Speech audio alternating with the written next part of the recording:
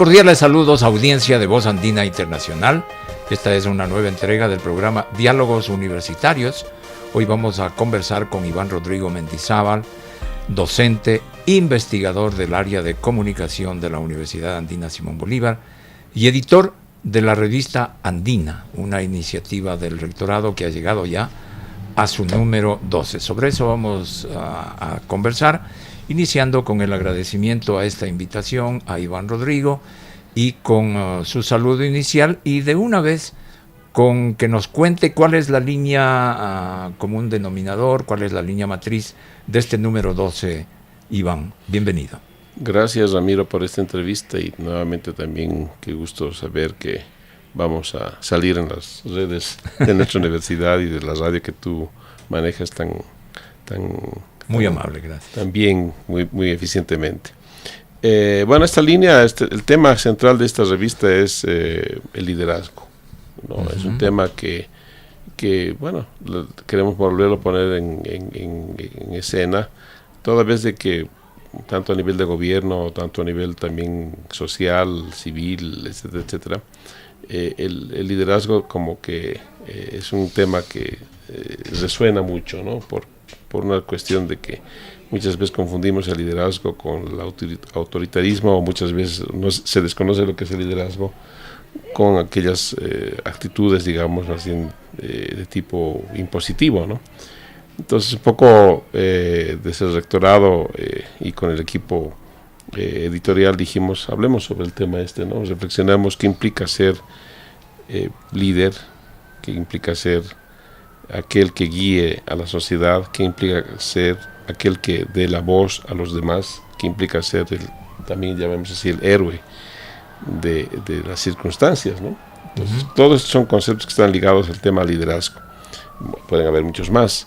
Entonces, de esta manera, pues hicimos este numerito que bueno, lo tienen ustedes en manos, pueden recogerlo también aquí en la universidad, se puede descargar de las redes sociales. ¿Y quiénes concurren al trámite, al pensamiento sobre esta línea editorial que se tiene, y qué dice el rector además sobre ello? Bueno, para comenzar, tenemos 6 ensayos. El primero del vicerrector de la universidad, Wilson Araque.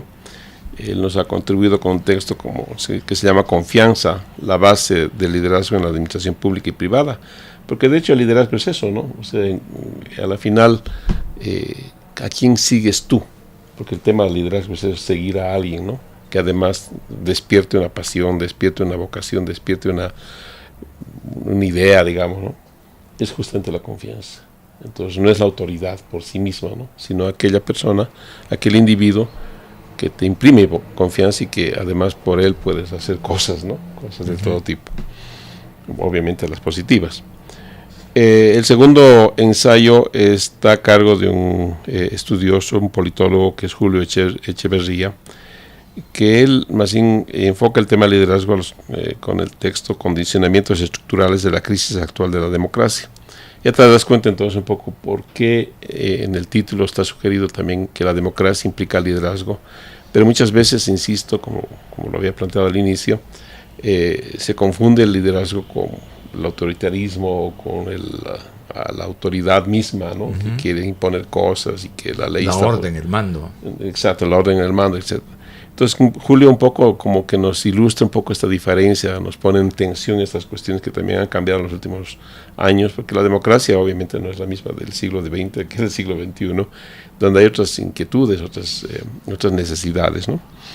El tercer artículo es de Mariana Gómez Mejía. Ella estuvo acá en la universidad, además, con un programa de gestión. Ella nos plantea comunicar para transformar liderazgo con base neurobiológica. Ella lidera un laboratorio en Colombia, ella es colombiana, un laboratorio justamente que tiene que ver con el tema neurociencias con liderazgo, ¿no?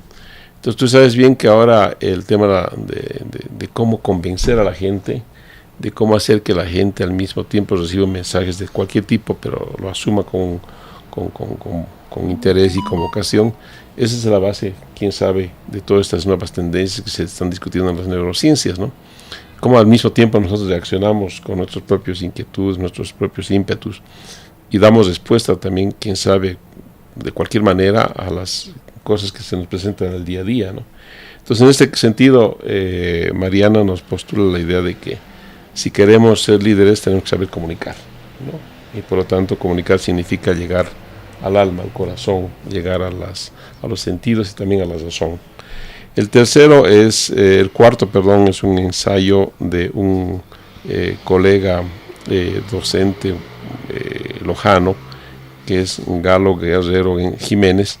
Él habla del liderazgo en la educación actual y su incidencia en la cultura. Una reflexión súper lúcida, súper filosófica, de hecho, sobre el tema de cómo también en la docencia, en el trabajo, digamos, de aquella persona, aquel individuo que, digamos, está dedicado a prestarse a formar mentes, a formar cultura, pues a la final tiene que haber un compromiso y al mismo tiempo también una vocación que no se inscribe simplemente en el saber hacer, sino también en el saber comunicar, en el saber expresar las ideas y también en saber emocionar, ¿no? Entonces, un poco como te das cuenta que está aquí en juego también son las emociones. El otro texto, el quinto, es de un boliviano, que es Iván Sandoval Carrión, politólogo también.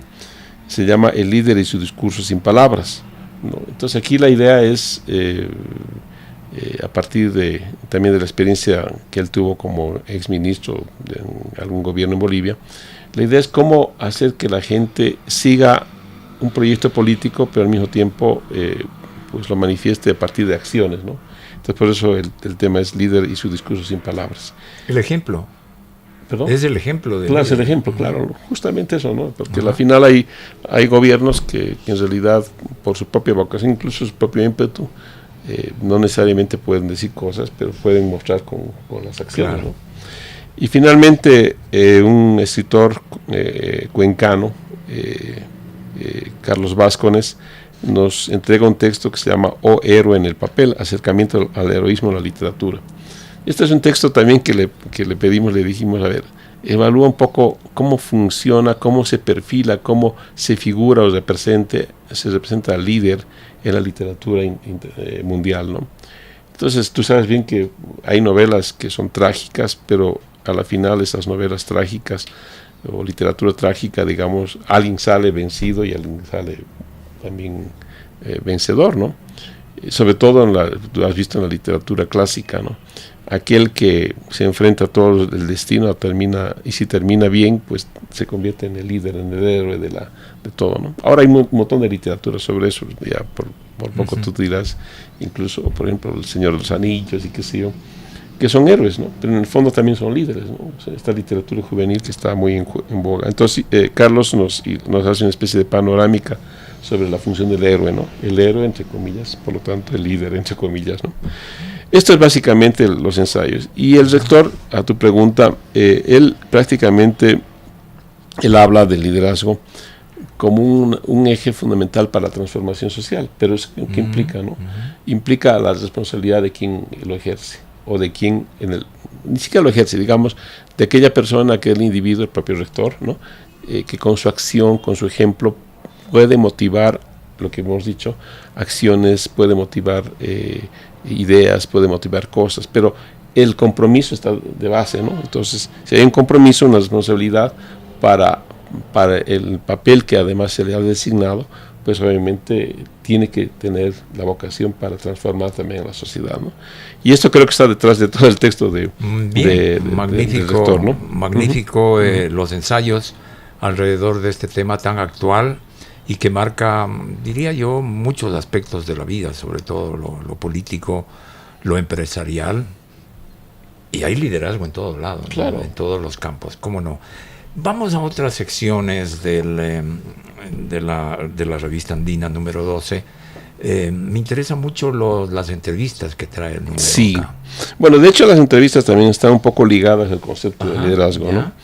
Recuerda que el año pasado, o este año, vino a la universidad también la rectora de una universidad española, que es Eva Alcón Soler, y disertó también, me recuerdo claramente, una sesión muy lúcida.